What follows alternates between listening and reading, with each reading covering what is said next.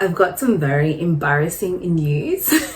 I failed 75 hard. I failed. Don't play with it, don't be dishonest. I didn't actually want to make this video because it's embarrassing. I wanted my 75 hard journey, like the end of it to be like this celebration, this yeah, I did it, I made it, but no, I failed.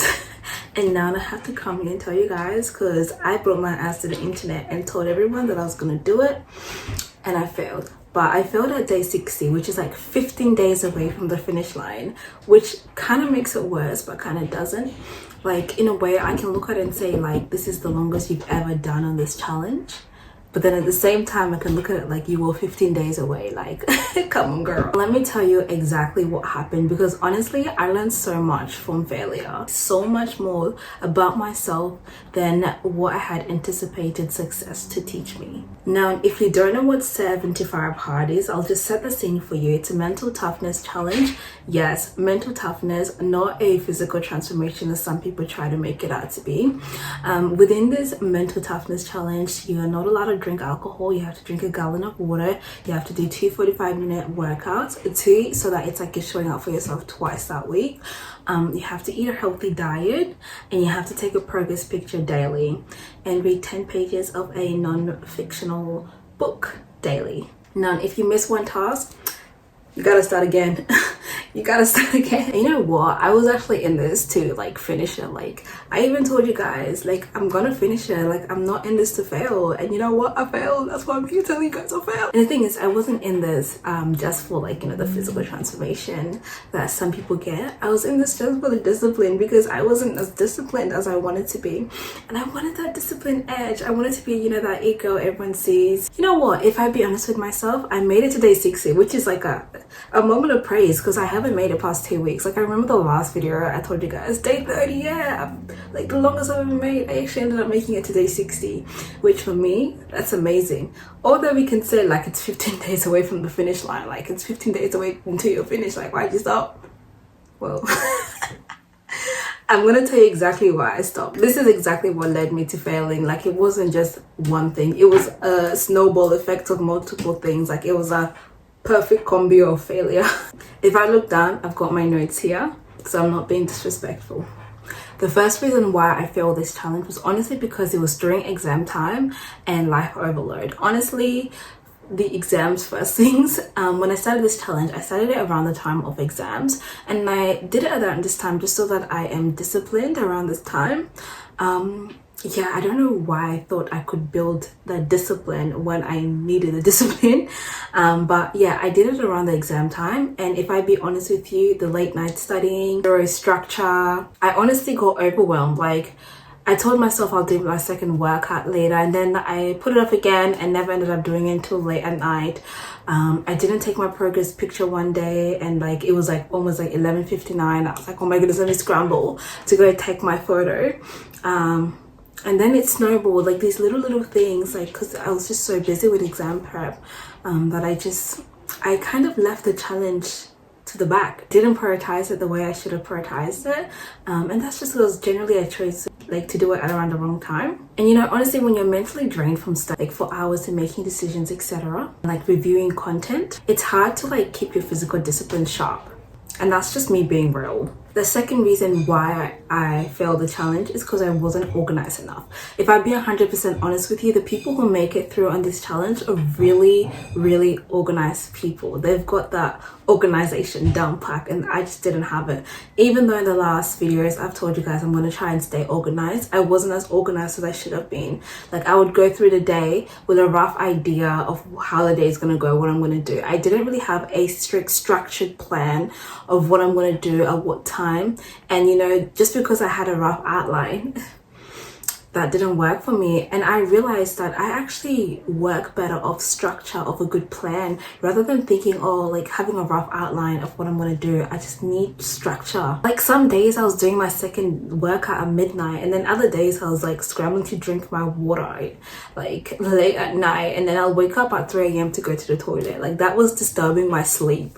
Like, It's little things like that just mess up everything. My routine was just like, it got messed up, and honestly that was just me. It's on me, nobody else. My bad like organization skills, just yeah, it really showed. And if I be honest, it wasn't sustainable for me. Discipline without structure is generally chaos, trying to be like trying to pretend to be commitment. And that just mixed with the fact that I was clearly draining on the brink of crashing out. Yeah, nah, not a good combination. Now the third reason why I failed this challenge, I was burnt out, I was tired, I was physically drained.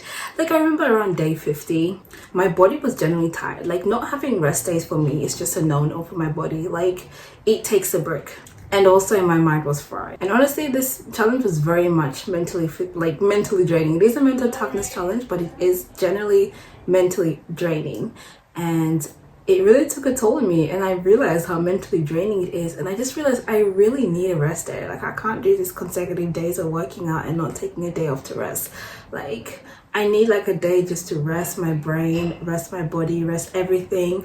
And I guess with this challenge of how intense it is, it didn't work for me. It's a no-no. I generally underestimated the toll it will have on me without taking a break for 2 months straight. Like, yeah, it was a lot. It was a lot. Like I was dragging myself through the workouts. Like I wasn't even giving it my best, like because I was just fatigued. Like yeah, if you're gonna do this challenge, maybe instead of doing like a strict like just like a hardcore exercise every day, do like a 15-minute stretch.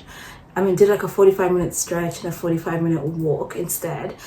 Because I feel like if I had structured my workout so that I could have some that are less physically tasking on my body, it may have resulted into a different outcome, potentially. I don't know though, but like potentially. And I say this to like, just never underestimate the potential of rest and how great it is for your body. And the other reason is a lack of flexibility in this challenge. This challenge like literally leaves no room for emergencies, accidents, like, you know, like things like that. It has this mindset of do it all or nothing, like that all or nothing mindset. Like that's a lot. Like there's no leeway for these little emergencies. The challenge is obviously so powerful and you could create like a really good impact on you, but it's also quite unforgiving. It's like one mess up, whether intentional or not, you're done for. You have to start again. And honestly, I've learned that life doesn't really care about that. Life doesn't really care if you're on a challenge or not. I'm just not a fan of the lack of flexibility. If I be honest, the challenge is not really bad. Like I think if you plan it correctly and you just do everything right, like the days you should have rest, you at least like do like less strenuous activities such as, you know, like I said, walking and stretching as your workout of choice, etc.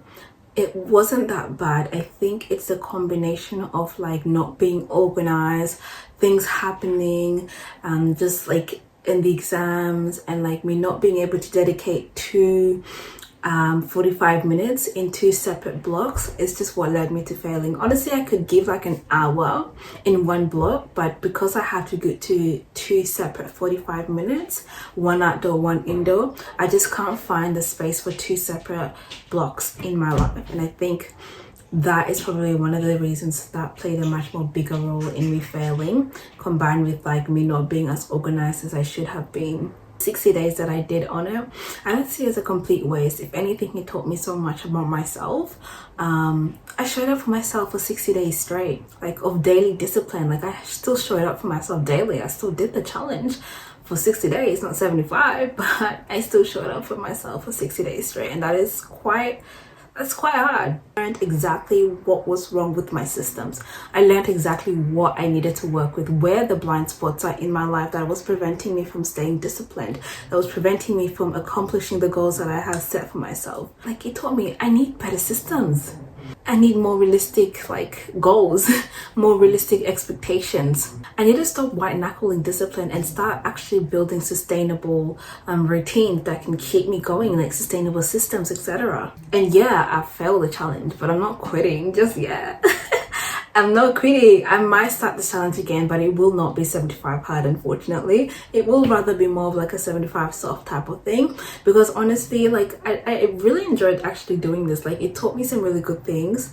Like reading 10 pages, it got me into the routine of reading again, which is great for me. Like I've learned so much through these books. At the moment, I'm just regrouping planning, looking at my structure, and looking where I can change things for the better. And you know what? Next time I'll finish the challenge. I'll finish the challenge. So if you're watching this and you failed something, whether it be a goal, a resolution, or a challenge, just remember you're not alone. And what matters is what you do next. Failure isn't the opposite of success, it's part of it. And what really matters is actually what you do next. So I'm starting over again, smarter this time. We're reviewing, we're doing things differently, we're regrouping. And that's it, guys. Thank you so much for watching this to the end. Make sure you like, share, and subscribe. Until next time, see ya.